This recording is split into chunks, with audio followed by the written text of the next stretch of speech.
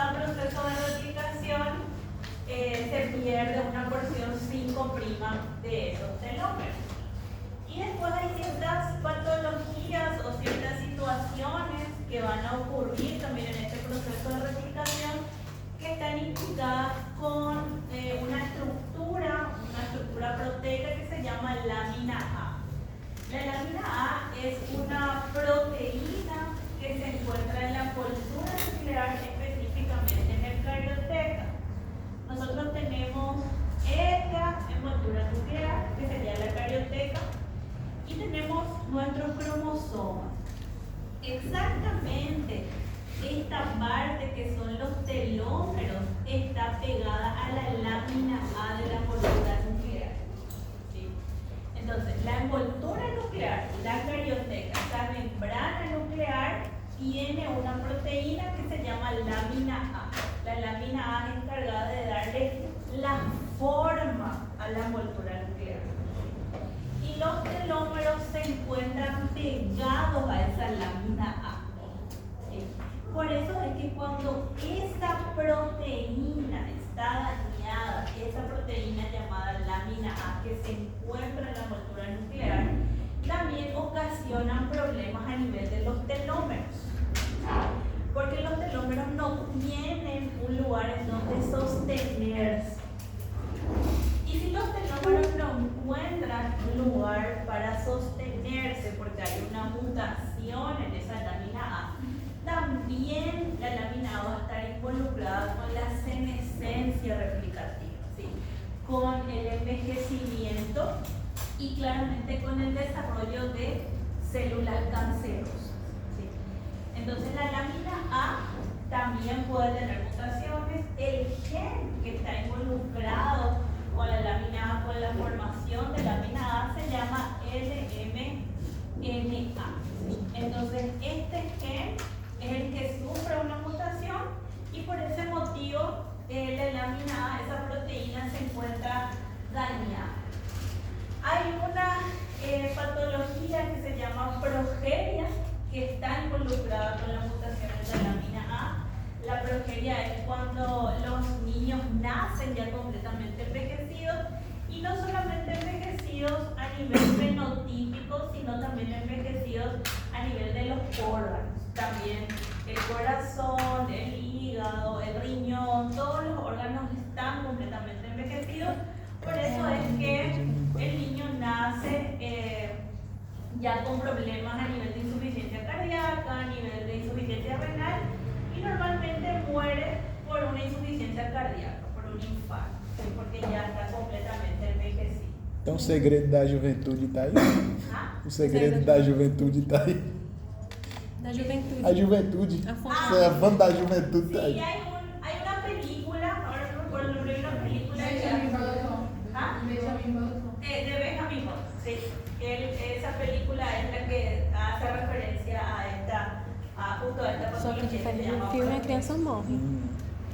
Y después nosotros ya habíamos hablado un poco de la topoisomerasa y de la quirasa. Nosotros habíamos hablado de que la topoisomerasa es encargada un poco de evitar ese súper enrollamiento de la molécula del ADN cuando ayuda a la licasa a trabajar. Primero que todo, la primera enzima que tiene que aparecer en el proceso de replicación es la licasa. ¿Sí? La licasa va a venir, se va a colocar y va a cortar los puentes de hidrógeno.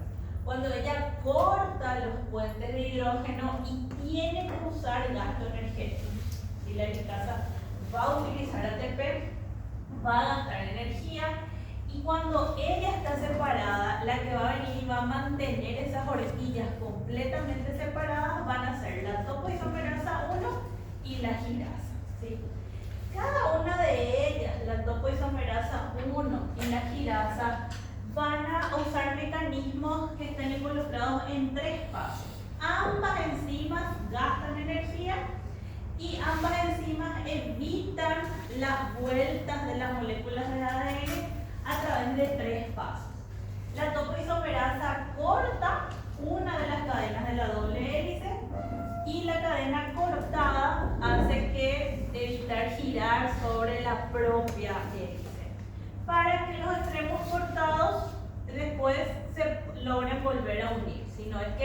no es que yo voy a romper la cadena, no es que yo voy a agarrar y voy a colocarle una tijera y voy a hacer un corte, sino lo que yo voy a hacer nada más es evitar que ella se una de forma momentánea.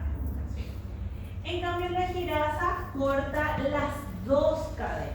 Ella va a cortar las dos cadenas de ADN, las hace girar y cuando las hace girar, ella también las puede volver a hacer unir. Sino que yo puedo hacer, ustedes cuando tienen una cuerda, la cuerda pueden girar de un lado y pueden girar del otro. Si yo de repente agarro esta cuerda y giro de este lado, yo voy a hacer que ella se enrolle más. Pero si yo la giro del lado contrario, voy a hacer que ella se desenrolle. ¿Sí? Entonces eso pueden hacer la topoisomerasa 1 y la jirasa. Ya puede girar de un lado para desenrollar, quedar de forma momentánea, volver a girar del otro para que ella se vuelva a juntar. ¿Sí? Esa capacidad tienen las dos. Pero la topoisomerasa 1 y la jirasa, para poder descompactar, para evitar el enrollamiento, no es que a todas lo va a lograr poder hacer al mismo tiempo. Algunas lo va a necesitar más gasto energético, va a necesitar más tiempo para hacer, y eso va a depender del grado de compactación que tenga ese cromosoma. Y uno de los mayores grados de compactación que nosotros hemos visto y ustedes ya conocen es el cuerpo de Barr. ¿Sí? Que el cuerpo de Barr se encuentra en los cromosomas X. ¿Sí? Y él cuando está en una heterocromatina se va a replicar de forma tardía en la fase S. ¿Sí? Todo lo demás se va a replicar mucho más rápido, pero la fase S dura 7 horas. Supongamos que todo el resto del material genético yo lo logro replicar en las 4 horas, ya está listo.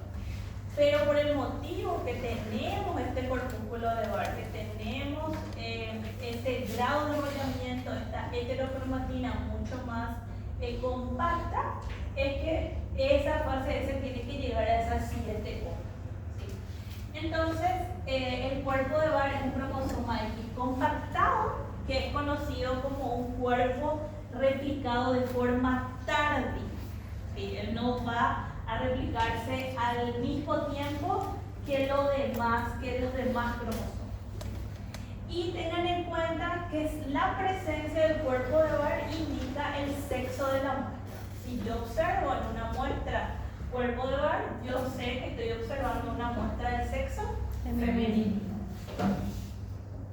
Y claramente las histonas van a estar muy involucradas en la fase S también, ¿sí? Porque las histonas van a ser a las que se enrolla nuestro material genético, y nuestro material genético se logra compactar gracias a esas histonas que se forman los nucleosomas. Nosotros habíamos hablado de los nucleosomas, habíamos hablado de los cromatosomas y habíamos hablado también de las condensinas, que eran las que se unían en el ADN espaciador y ellas hacían que se empiece a enrollar para formar esa estructura llamada solenoide, ¿sí? Y que ese solenoide se formen los cromosomas. En este caso, para construir un nucleosoma, nosotros tenemos proteínas que van a presentar las histonas al material genético. Por ejemplo, nosotros tenemos a la H3 y a la H4, que ellas van a estar ligadas por la PRON1. Entonces nosotros tenemos H3 más H4, esta unión se da gracias a la PRON1, a la proteína N. En cambio, la unión de H2A con H2B se da gracias a la nucleoplasmina. ¿Sí? Eso también nosotros habíamos visto, ¿sí? Donde H2A más H2B está unido gracias a la nucleoplasmina. Pero cuando ellas se forman, cuando forman esa estructura nucleosómica, a ellas yo las tengo que presentar al ADN. ¿Sí? Y la proteína encargada de presentar esta unión de H3, H4, que se hizo gracias a PROTEN1, es una proteína que se llama CAF1.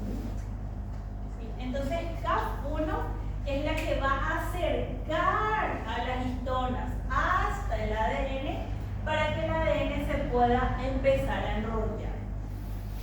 En la fase S no solamente se replica material genético, en la fase S también se replican histonas. ¿Sí? ¿Qué quiere decir eso? Que en cada proceso de replicación yo tengo histonas nuevas. Tanto mi hebra madre como la hebra hija van a obtener histonas completamente nuevas. Las histonas no se reutilizan, ¿sí?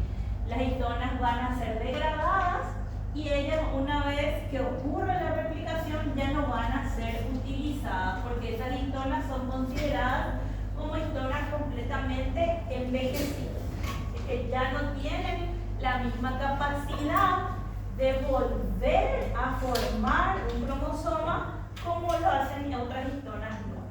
¿Sí? Entonces, hasta acá era lo que nos faltaba de replicación, de este slide de replicación. Acá ya termina. Y acá, chicos, por favor, para efectos de examen, tengan en cuenta la cadena continua, la cadena discontinua, que la ADN polimerasa se divide en delta, en delta, en beta y en alfa, cuál es la función de cada una, dónde yo tengo fragmentos de Okazaki, dónde yo tengo los cebadores, ¿sí? Bueno, acá terminamos esto y ahora vamos a ver mutaciones.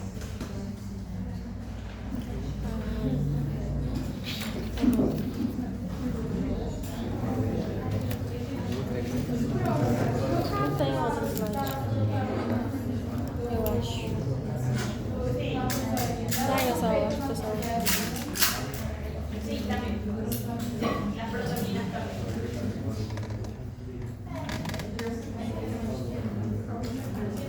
Não, não?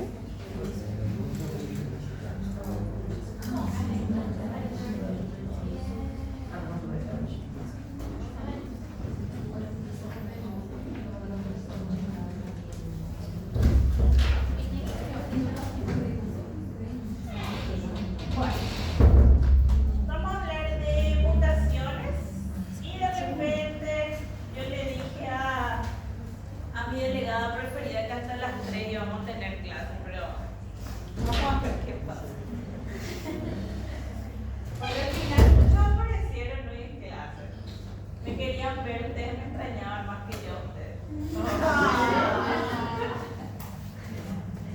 Bueno, cuando nosotros hablamos de mutaciones, nosotros ya veníamos hablando de varios procesos o varios momentos en el que puede ocurrir la mutación durante la replicación. Las mutaciones pueden ser mutaciones génicas, ¿sí? O pueden también ser mutaciones conocidas como aberraciones cromosómicas que afectan ya el cariotipo del ser humano. Cuando yo hablo de mutaciones génicas, las mutaciones génicas son las que van a afectar a un nucleótido específico. Y acuérdense que los nucleótidos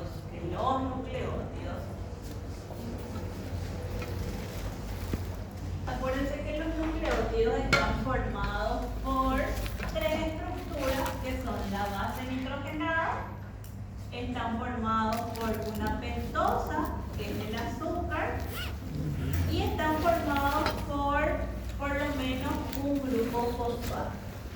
El daño que se puede observar en ese nucleótido puede ser o en la base nitrogenada o puede ser en la pentosa. Normalmente o en genética no voy a decir que nunca ocurre, pero la verdad yo personalmente desconozco que se tenga un nucleótido donde el daño sea en el fósforo, en el fosfato. Dentro de que el daño sea en la base nitrogenada, pueden ocurrir daños específicos en la base. Acuérdense que la base nitrogenada tiene sus estructuras grupos aminos, ¿sí?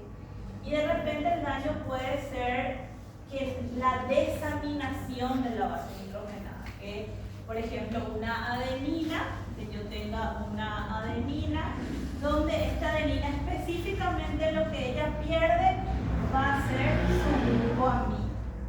Entonces ahí yo hablo de una desaminación. O también pueden darse otros casos donde yo hablo de una desapurinización. Cuando yo hablo de ese tipo, yo hablo de que solamente van a ocurrir las purinas. Cuando es una desapurinización, lo que ocurre es que se pierde el azúcar, ¿sí? Se pierde la desoxirribosa de ese nucleótido. Entonces, cuando yo hablo de mutaciones génicas, vamos a hablar de que afectan exclusivamente a los nucleótidos y ellas son tres. Puede haber una sustitución en donde en un lugar donde tenía que estar una adenina, ahora está una citosina. ¿Sí? Puede dar el caso de una delesión en donde si yo tengo una secuencia específica, donde la secuencia tenía que ser adenina, timina, citosina, guanina, adenina, y de repente la adenina fue la que salió, ahí yo hablo de una delesión. O también podemos hablar de casos en donde ocurra una inserción, en donde se agregue un nucleótido más, donde yo tenga adenina, timina, acá tenía que ser citosina, pero se agrega otra citosina y después recién la guanina y la adenina. Entonces lo que se insertó fue esto. Chicos, cuando la afectación de nucleótidos es una delesión o es una inserción, en la secuencia de nucleótidos ocurre algo que se conoce como un cambio de lectura. ¿Sí? Yo tengo completamente un cambio de lectura. ¿Por qué? Porque yo tenía que leer esto originalmente, adenina, timina, citosina. ¿Sí? Esto era un codón.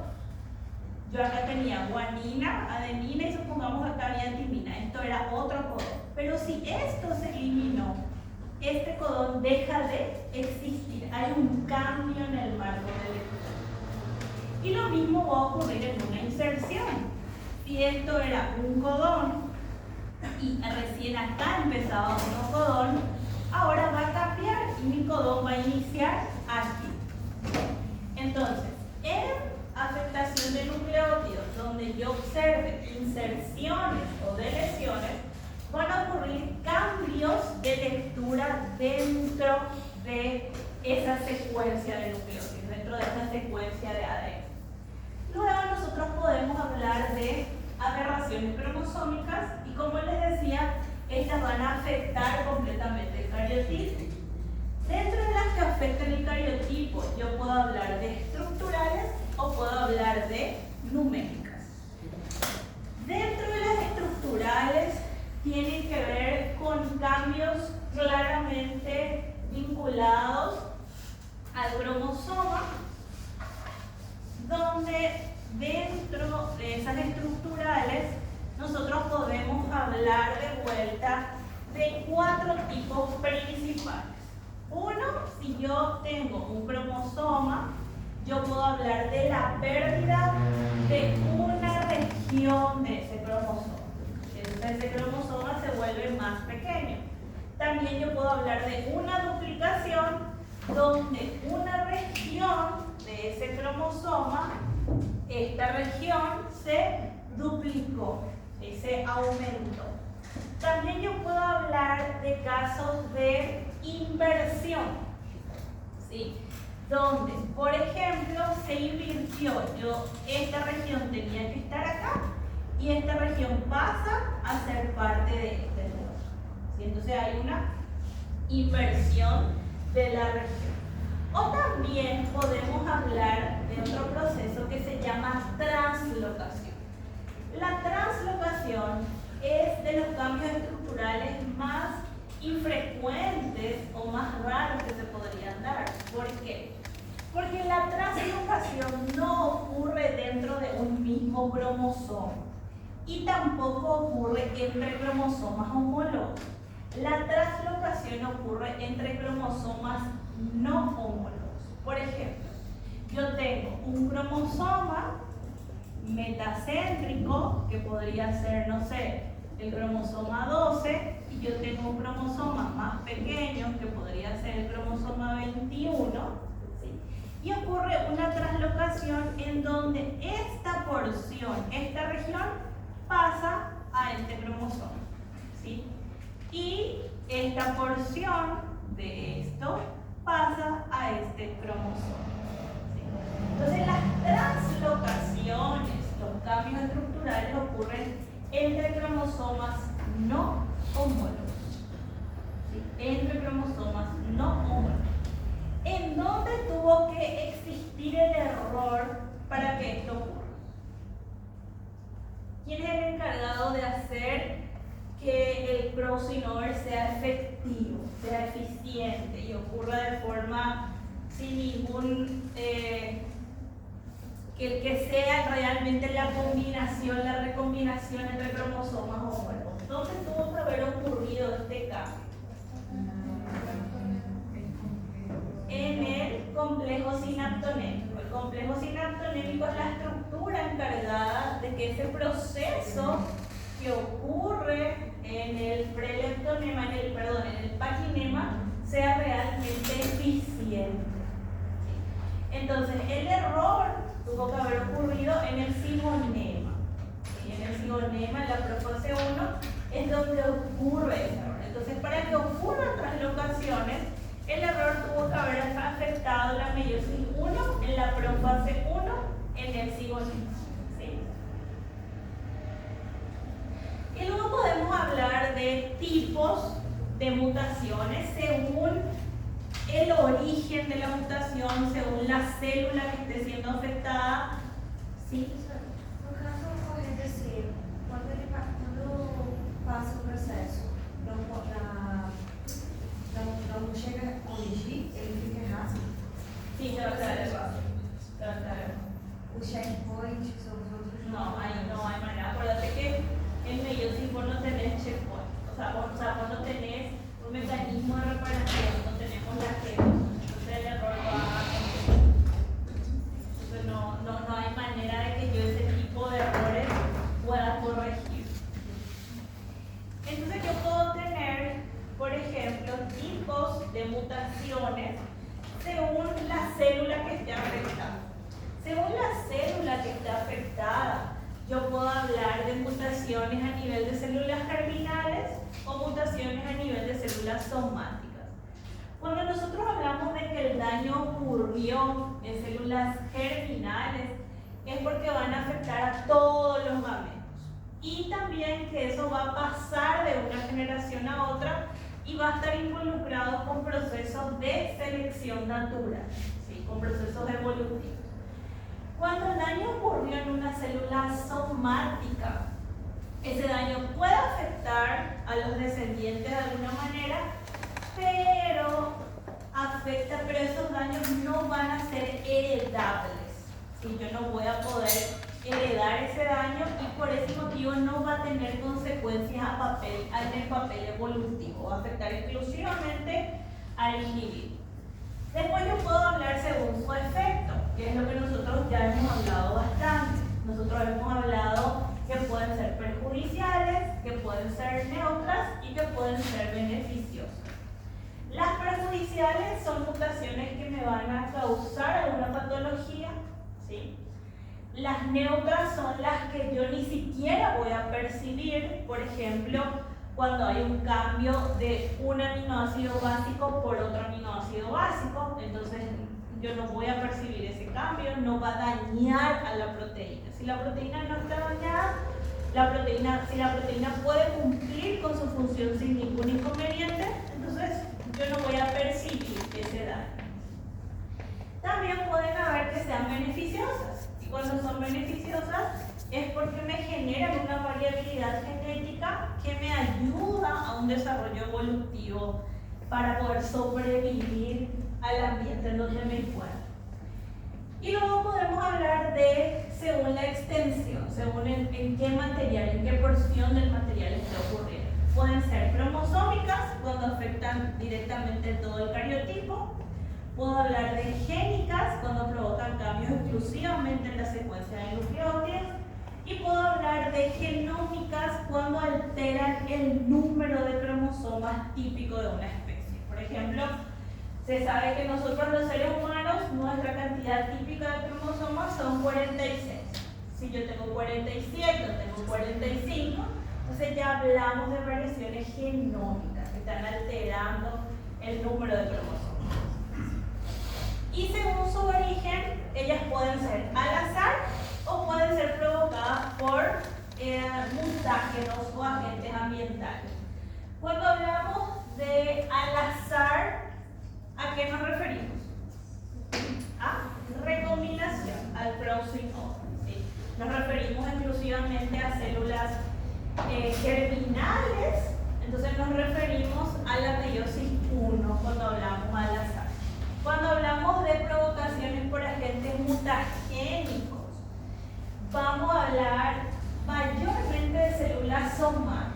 Chicos, eso no quiere decir que no ocurran por motivos de mutaciones génicas cambios en las células germinales. Acuérdense que el proceso germinativo de la ovogénesis en nosotras las mujeres empieza entre el tercer y séptimo mes de vida intrauterina. Si una mujer que está embarazada se somete a radiaciones o a efectos mutagénicos, puede dañar también las células germinales intrauterinamente. Então, por exemplo, a síndrome de Down seria uma gênica e, por exemplo, síndrome de Turner seria genômica. El síndrome de Down podría ser génica. O sea, el síndrome de Down más bien sería una germinativa. Germinativa porque vos lo que estás haciendo es que el daño se acumula y ocurre por una acumulación de ese composito en tu folículo. Entonces es germinativa. Sería germinativa, en las células germinativas. El síndrome de Turner podría, ¿qué pasa? Ahora cuando veamos un poco más adelante, las mutaciones pueden ser a nivel del cigoto y de que cuando se forma el cigoto ya esté el daño, o también puede darse en las primeras divisiones celulares. Y ahí ya hablamos de la mitosis, o sea que yo tengo un daño en las primeras divisiones celulares. Si son en las primeras divisiones celulares, eso me puede causar también síndrome de Down o síndrome de Turner. El síndrome de Turner puede estar más involucrado también a materno o paterno. Habría que determinar de vuelta si de quién viene. Pero el síndrome de Down está más involucrado a la edad materna. Existem pessoas da mesma família que se casam, né? Que gostam da mutação. Aí entra em qual? Ahí entra más a nivel de nucleótido. Y después nosotros podemos tener una clasificación de las mutaciones a nivel de los mecanismos. Yo puedo tener mecanismos que sean mutaciones endógenas, que son mutaciones bastante espontáneas, donde ocurren errores puntuales en la replicación. Aparte de esos errores puntuales a nivel de la replicación, yo también puedo tener mutaciones completamente separadas e independientes a la replicación, como las desaminaciones, como la inestabilidad entre los enlaces, principalmente enlaces glucosídicos, por una mala unión de esa pentosa, de esa desoxirribosa, o también por mutágenos endógenos que van a afectar. Cuando yo hablo de mutaciones exógenas, hablo de mutaciones que son inducidas por un medio externo. Ahí yo puedo hablar de agentes químicos, de agentes físicos, como las radiaciones ultravioletas, las radiaciones ionizantes, y uno de los agentes biológicos que causa daño porque se comporta como un transposón son los virus. Los virus pueden alterar completamente mi material genético porque ellos meten pseudogenes dentro de esas células, ¿sí? Entonces ahí dañan, por eso vemos que tenemos el virus del papiloma humano que causa cáncer de cuello uterino. La célula, nosotros vimos que la célula puede usar diversos mecanismos para corregir los errores, ¿sí? Nosotros podemos tener una revisión y ustedes ya saben que esa revisión hace la polimerasa. Pero ¿qué pasa con la polimerasa? La polimerasa puede revisar, pero la polimerasa sola no puede reparar, ¿sí? Porque ¿qué pasa? La polimerasa puede reconocer y decir, ok, acá yo me equivoqué, acá yo coloqué un nucleótido que está mal, ¿sí? Pero ella no tiene la capacidad de cortar los enlaces fosfodiéster y sacar el nucleótido que ella colocó mal. Ella necesita de otras enzimas que van a hacer ese trabajo. Entonces, por eso pueden aparecer otras enzimas como la glicosidasa que se va a encargar de mal apareamientos que puedan ocurrir. Cuando aparece o cuando ustedes ven que dice sitio AP, es porque se conoce como un sitio apurínico. Ocurrió una mutación que se llama apurinización o desapurinización. ¿Qué implica una mutación llamada desapurinización? Implica que lo que está dañado en ese nucleótido específicamente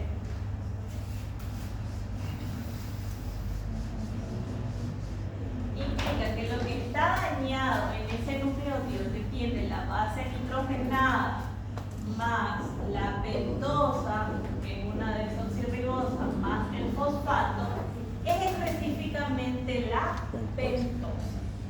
Cuando yo observo un sitio apurínico, un sitio AP, el daño está en la pentosa, en la desoxirribosa. Por eso aparece una enzima que se llama glicosidasa, que va a ser la encargada de reconocer que el enlace glicosídico, el enlace que hacen los azúcares, no está correcto en este lugar. Entonces, la glicosidasa reconoce la falta de esa desoxirribosa y crea un sitio que se llama sitio AP. ¿Sí? Pero ese sitio vacío no puede quedar así al aire suelto. ¿Sí? Por eso aparece una endonucleasa que va a tapar momentáneamente ese sitio vacío para que luego una exonucleasa aparezca y elimine unos 3 nucleótidos que están en ese lugar para que la polimerasa venga, coloque los nucleótidos correctos y la ligasa vuelva a unir completamente el todo. ¿Sí? Eso es durante, o sea, en la fase G2, en la G2. Esto ocurre en la G2. En la G2, acuérdense que se activan todos los mecanismos de reparación, todos los mecanismos posibles. Entonces, en la G2 es como que el ADN activa todas sus vías de reparación, todas las vías de reparación. Y la polimerasa empieza a caminar y dice, ay, acá esta desoxirribosa no está correcta, no está formando un enlace correcto. Entonces ahí se activan todo este proceso. Professora, pode explicar novamente essa última parte do sítio, que eu não entendi. Tem um sítio que é porque eu Es como si fuera, vamos a tratar de hacer un diseño acá.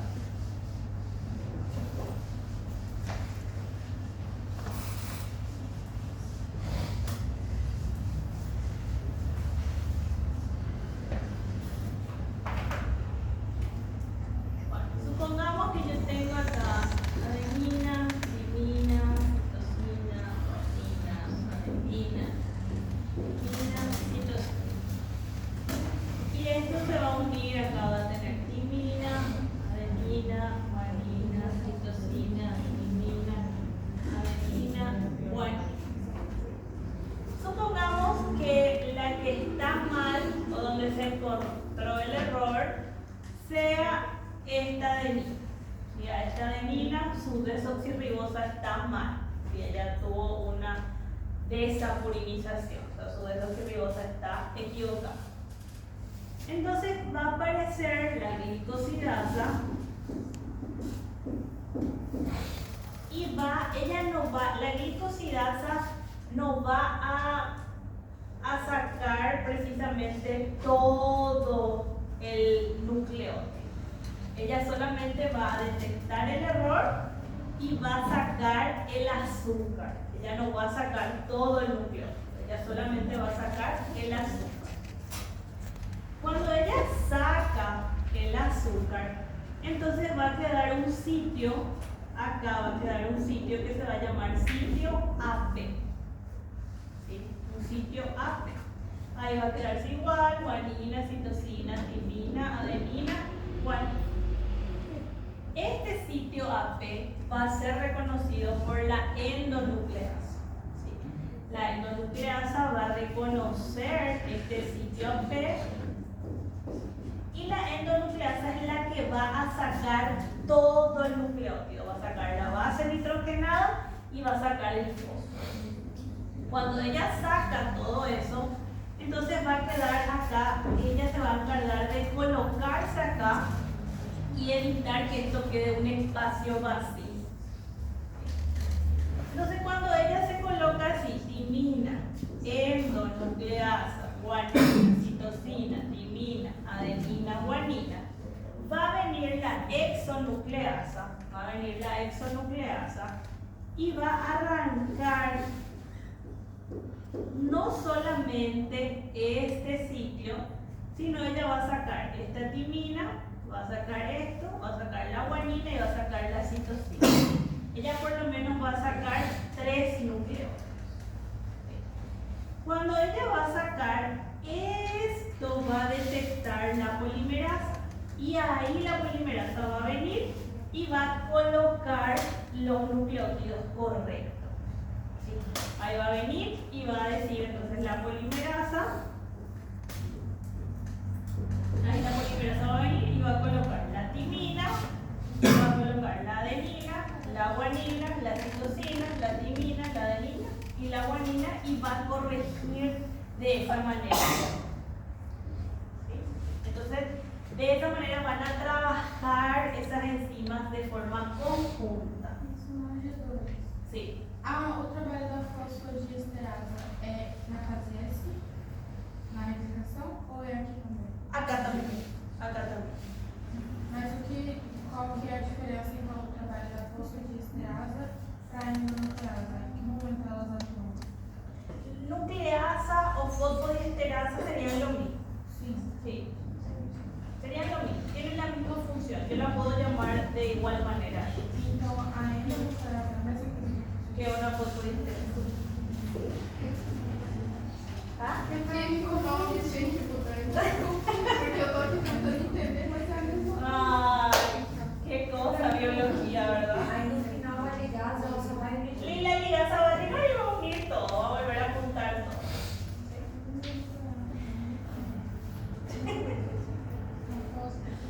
Bueno, y acá tenemos mutaciones génicas específicas, vamos a hablar un poco de ellas, que generan cambios completamente en la información. Ellas pueden producir una proteína distinta a la que nosotros estamos esperando, una proteína dañada. Y si ella crea una proteína dañada, acuérdense que esa proteína va a ser ubiquitinizada por las ubiquitinas y va a ser llevada al proteosoma para ser completamente degradada. ¿Sí? O simplemente esa proteína va a estar ausente. ¿Sí? Yo puedo tener, de las más comunes van a ser 3, como ya les mencioné, voy a tener la sustitución, en donde un nucleótido va a estar por otro, y un ejemplo que vamos a ver enseguida es la anemia falciforme, donde en el lugar donde tenía que estar un ácido glutámico, ahora está una valina, y eso cambia completamente la forma de la hemoglobina. Luego hablamos de una deleción, donde la deleción no implica solamente la pérdida de un nucleótido. Puede darse la pérdida de uno o varios nucleótidos, no solamente de uno solo.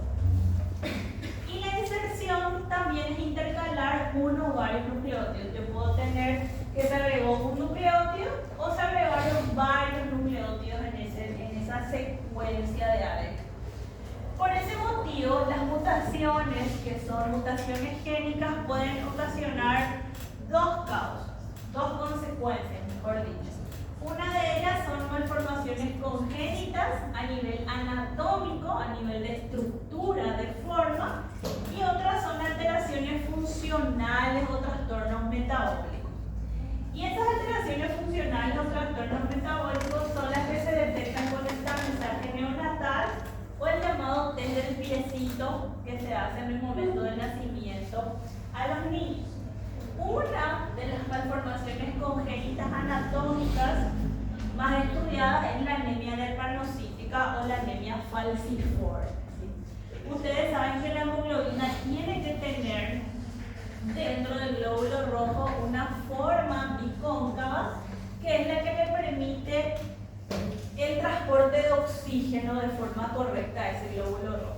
Si por algún motivo esa hemoglobina S está mal formada porque hubo un cambio dentro de esa proteína, específicamente el cambio se da en la cadena beta de la hemoglobina, donde exactamente es en la posición número 6, donde en la posición número 6 tenía que estar un ácido glutámico y ahora se encuentra una valina. Y vean la diferencia, o sea, cambia completamente. El ácido glutámico es un aminoácido bastante ácido y en un lugar donde está un aminoácido ácido yo coloco un aminoácido básico, estoy colocando una valina. Entonces el cambio estructural es bastante grande.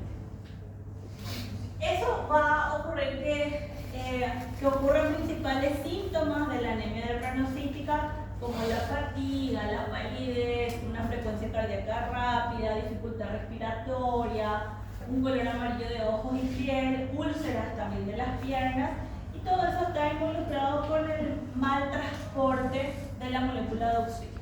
¿Sí?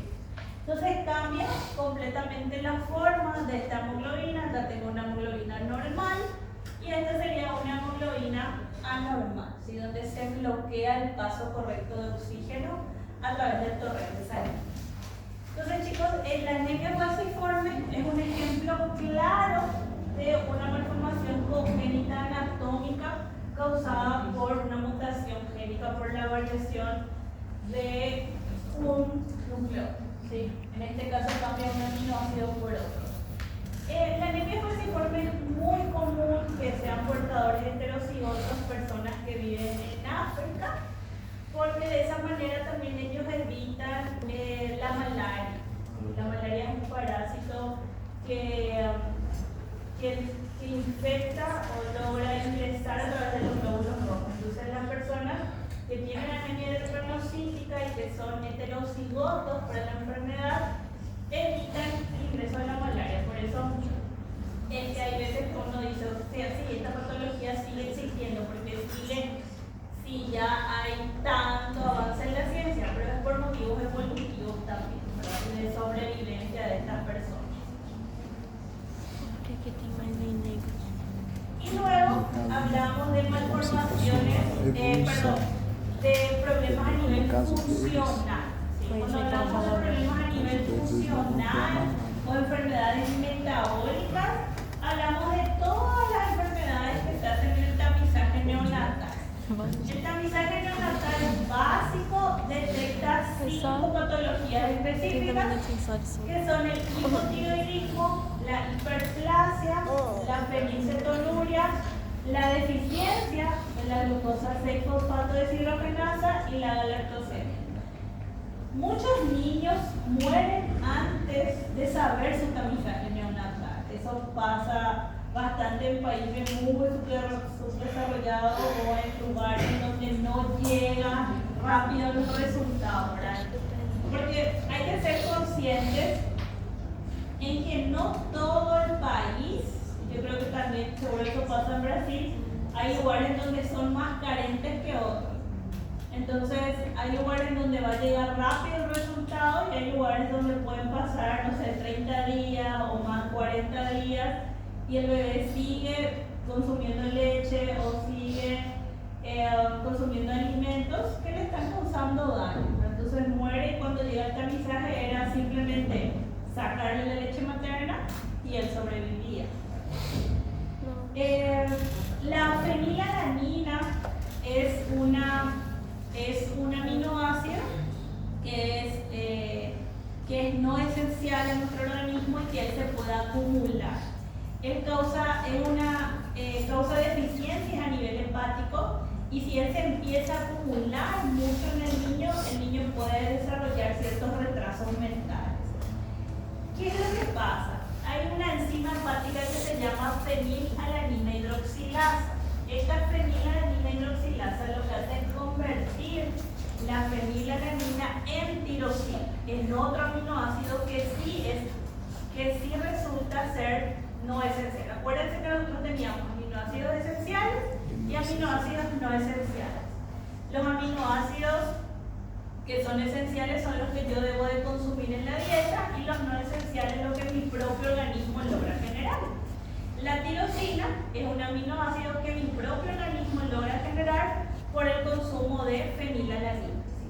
Pero si yo estoy consumiendo fenilalanina y esta fenilalanina hidroxilasa no logra convertir a tirosina, yo lo que voy a hacer es acumular mucha fenilalanina en mi organismo, y eso es lo que me va a causar una deficiencia hepática. Y eso es lo que puede hacer que el niño empiece a generar daños graves a otros tejidos orgánicos, una ligera disminución de la tirosina, que sí es un aminoácido que mi propio organismo debe de producir, y eso va a causar pacientes que no están tratados, van a provocar un daño cerebral postnatal. ¿Sí? Entonces, por eso es importante hacer el tamizaje neonatal y detectar ese daño prontamente. Y luego hablamos de mutaciones génicas que son espontáneas. Yo puedo tener mutaciones génicas espontáneas que están vinculadas con la replicación del ADN, ¿sí? Que directamente ocurren a medida que ocurre la fase S en mi célula, pero pueden haber otras mutaciones que son completamente ajenas a la replicación, que son completamente independientes de la replicación.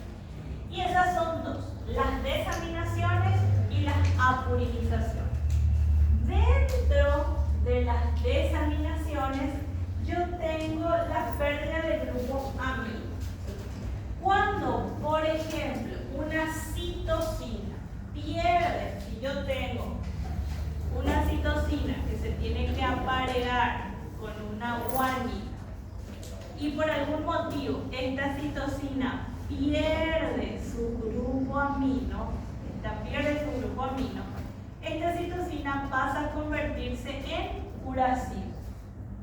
Y si ella se convierte en uracilo, ella tampoco se va a poder aparear con una guanina.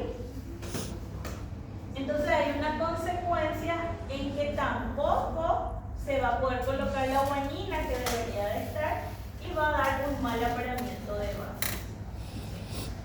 Y también puede ocurrir una desaminación de la adenina, donde en el caso de la adenina, si yo tengo una adenina, ustedes saben que la adenina se tiene que unir con la timina. Si por algún motivo a esta adenina se le pierde su grupo amino, ella pierde este grupo amino, esta adenina pasa a llamarse hipoxantina.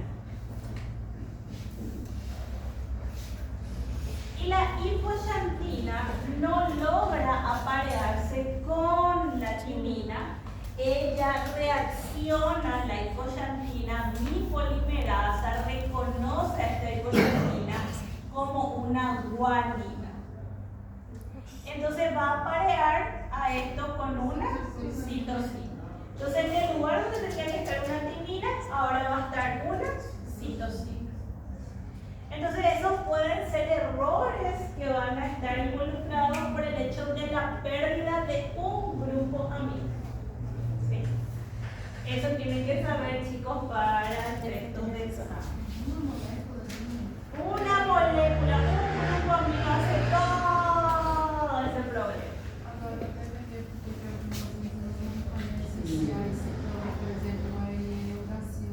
Sí.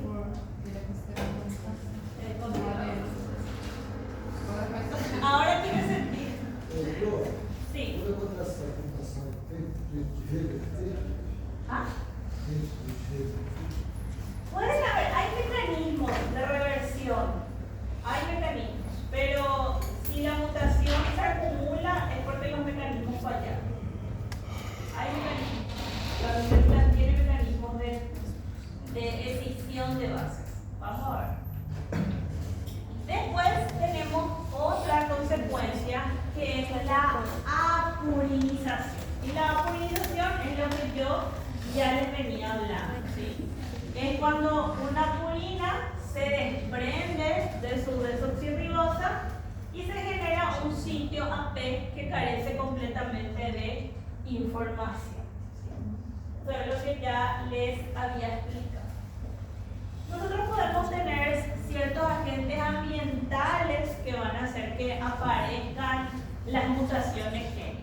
Y dentro de los agentes ambientales están los agentes químicos, las radiaciones ionizantes y los virus. Las radiaciones ionizantes las podemos clasificar en tres: en los rayos ultravioleta, en los rayos X y también los rayos gamma.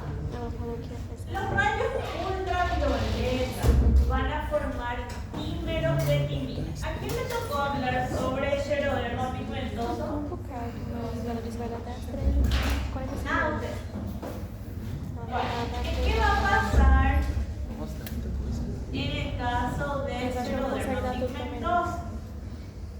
En el xeroderma pigmentoso lo que hacen los rayos UV es generar dimerizaciones de pirimidina.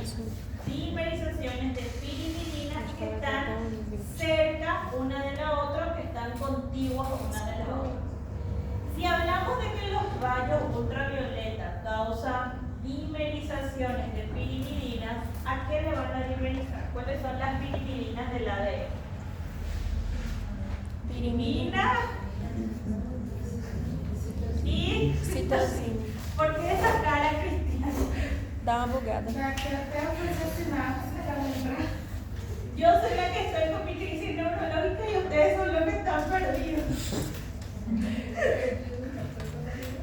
Solo tienen que acordar. Espera, porque me da presión en el oído y tengo que apretar mi oído y ahí me va a pasar. Ok, entonces, nosotros podemos tener, por ejemplo, adenina, citosina, guanina, yo puedo tener acá timina, adenina, citosina, citosina. Acá yo tengo dos pirimidinas contiguas y acá también tengo dos pirimidinas contiguas.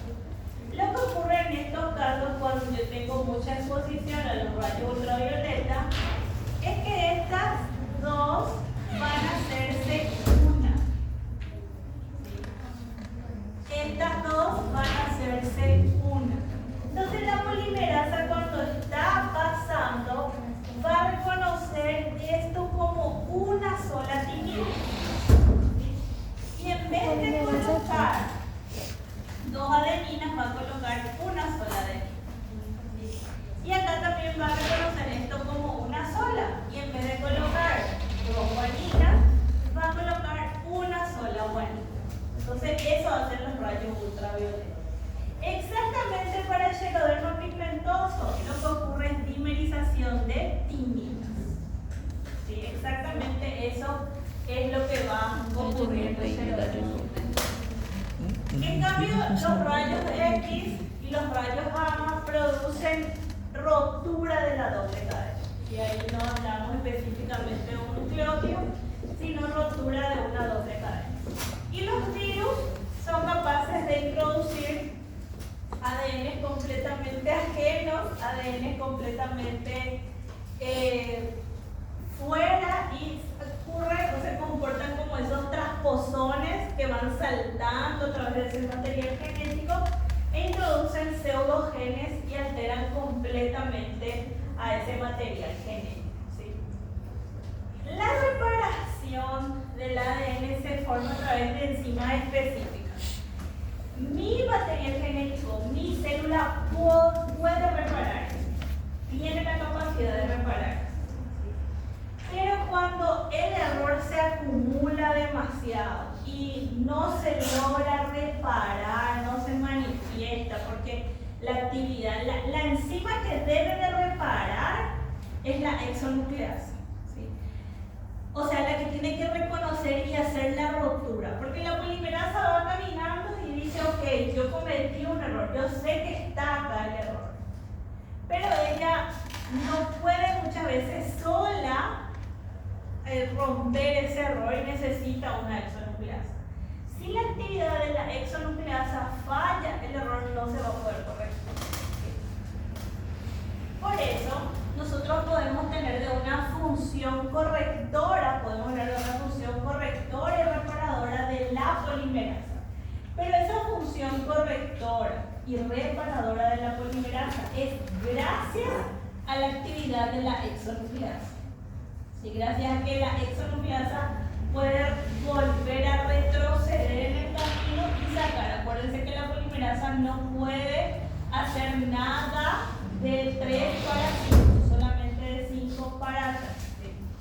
Entonces lo que va a hacer es que la polimerasa introduce una adenina que no corresponde, que está mal acá, porque acá está una citosina, y donde está una citosina tiene que ser una guanina. Ella colocó el error y ella puede hacer retirar el error. Si la exonucleasa va a cortar, la actividad exonucleasa va a hacer que se corte el error para que la polimerasa vuelva a colocar la guanina, la que sí tiene que ser correcta. Pero eso va a depender de la actividad exonucleasa. Y luego hablamos de un segundo sistema de reparación si todo esto falla, de lo que yo les había hablado de la semana pasada, es de la nucleasa reparadora. Chicos, la nucleasa reparadora solamente va a trabajar con la ADN polimerasa beta. ¿Qué significa esto? ¿Cuál es la función de la ADN polimerasa beta? Tá na minha anotação lá em casa.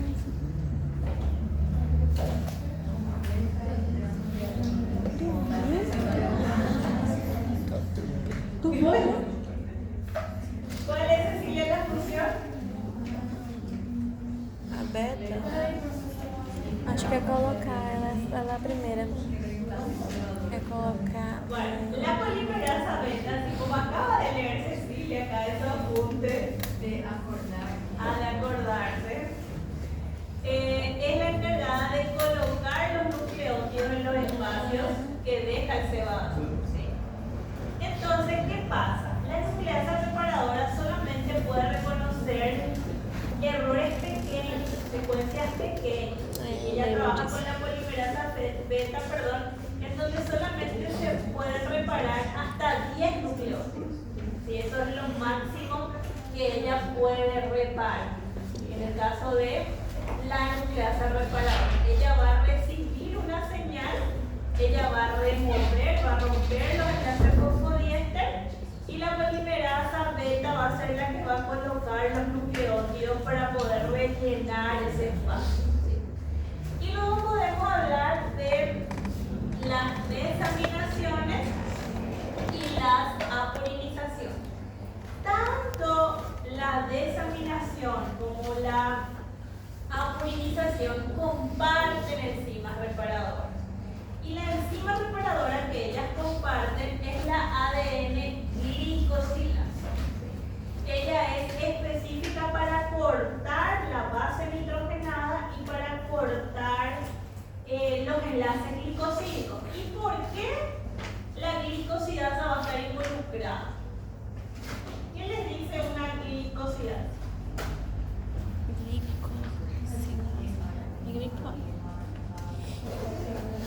É do açúcar, do nucleótido. El problema es en todo el nucleótido o en una porción de Na pentosa. Na pentosa, no açúcar. Não tava Pues, vendo. acuérdense que la formación del nucleótido es siempre la pentosa en el medio, la pentosa en el medio la base de un lado y el azúcar del otro. Entonces, esta glicosidasa puede cortarme tanto hacia donde está mi base como hacia donde está mi pentosa. Entonces, la glicosidasa puede sacarme mi desoxirribosa si ella es la que está errónea, o puede sacarme una porción de mi base nitrogenada en el caso de lo que esté faltando sea mi grupo amino, por ejemplo. ¿Sí? Porque ella está en ambos extremos, porque ella está en la parte media. ¿Sí? Y como les decía, los dímeros de timina, en el proceso de la dimerización de timina que causa ese escleroderma pigmentoso, se reparan con actividad de endonucleasa. Ella es la que va a reconocer la lesión y va a romper, va a hacer un enlace, va a romper por su capacidad fosfodiesterasa y va a agregar y va a reemplazar una pieza de ADN a través de la polimerasa beta. La polimerasa beta es la que va a venir y va a colocar un nuevo ADN. Y acá vamos a ver los dos mecanismos. Yo tengo dos mecanismos de reparación. Un mecanismo de reparación que se llama reparación por escisión de bases y un mecanismo que se llama reparación por escisión de nucleótidos. Cuando hablamos de reparación de bases, hablamos de lo que está dañado específicamente la base de ese nucleótido. Entonces quiere decir que lo que se perdió de ese nucleótido es o su pentosa, perdón, lo que se perdió de esa, porque es la base, lo que se perdió de esa base específicamente va a ser su grupo amino, ¿sí? Por ejemplo. Entonces, se encuentra el daño porque ocurrió una desaminación y ahí está, que cuando ocurre una desaminación se convierte la citosina en uracilo. Entonces ahí está un uracilo en vez de una timina. ¿Sí? Y lo que va a ocurrir es que se detecta el error, se va a eliminar completamente primero la base, luego el nucleótido que está sin base va a dejar un agujero, va a dejar un espacio y la polimerasa beta es la que va a colocar el nucleótido correcto en ese espacio. En cambio, si es una dimerización de timina, por ejemplo, una escisión de nucleótidos que ocurrió por un rayo ultravioleta, va a ser diferente. ¿Sí? ¿Por qué? Porque en el caso de que haya ocurrido una dimerización, esto se va a levantar. Yo voy a tener adenina, por ejemplo, citosina, guanina. Puedo tener acá timina. Yo voy a tener timina, citosina, guanina, adenina. Entonces, hay como que se levanta, hay una superficie que se eleva. Esa superficie no está lisa y se reconoce este daño. En este caso, cuando el daño es de esta manera, se va a formar también una burbuja de replicación. Y en este caso, también va a trabajar una licasa. La licasa va a venir, va a romper los puentes de hidrógeno que están permitiendo acá las uniones y va a formar de forma momentánea una burbuja. Y en este momento va a venir la nucleasa y va a cortar de acá para acá y va a llevar toda esa estructura y va a dejar vacío. ¿Sí? Va a dejar un espacio vacío llevando toda esa parte. Y ahí es que la polimerasa beta va a detectar que quedó ese espacio vacío y va a venir a colocar los nucleótidos correctos. Por eso es que solamente un máximo de 10 nucleótidos es lo que se van a poder llevar, se van a poder sacar, porque acuérdense que la polimerasa beta es solamente esa cantidad la que ella va a agregar, ¿sí? Porque ella es la encargada de agregar los espacios en los cuales dejó los cebadores. ¿Sí? Y esta es la patología, xeroderma pigmentoso, que lo que se ocurre en él es un mecanismo en el que se inhibe completamente, hay un defecto en la reparación del ADN dañado, por la luz ultravioleta. O sea, hay completamente un daño por escisión del núcleo, si ese daño ocurre. Y la lesión más significativa se produce por la formación de los dímeros de timina. Eso va a ser la lesión más significativa. Pero después, ya el grupo de mi delegada favorita va a explicar mejor esta patología. Y después hablamos de los daños que pueden ocasionar por virus. ¿Sí? Cuando hablamos de los daños por virus, hablamos principalmente de los retrovirus. ¿Sí? Los retrovirus son considerados transposones que pueden saltar. Los retrovirus aprendieron a saltar de una célula a otra para llevar su material genético. Y los virus aprendieron a saltar de una célula a otra buscando el lugar en la célula en donde ellos mejor van a poder adueñarse del material genético. Porque los retrovirus son ARN que cuando ingresa a la célula, cuando ingresa a esa célula y ella dice, ok, yo me quiero quedar acá, hay una enzima que se llama transcriptasa inversa que va a pasar ese ARN viral en un ADN viral. Y de esta manera ese ADN viral, ese retrovirus, puede ingresar dentro de nuestro material genético. ¿Sí? Y al colocar ellos su material genético dentro de nuestro, va a ocasionar algo que se conoce como pseudogénesis, ¿sí? En donde va a ser que la mayoría de los nuevos genes que han aparecido por una duplicación aparezca una segunda copia del gen. ¿Sí? Entonces ahí van a aparecer estos pseudogenes, que son genes duplicados que no son funcionales.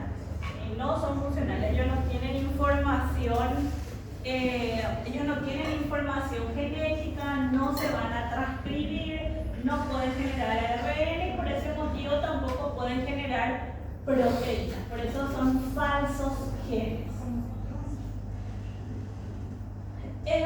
Pueden ser considerados sí, como intrones, y ellos más bien van a traer problemas a nivel de regulación.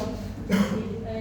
Ellos pueden ubicarse en los promotores, entonces van a hacer que el gen que sí tiene información no sea correcto.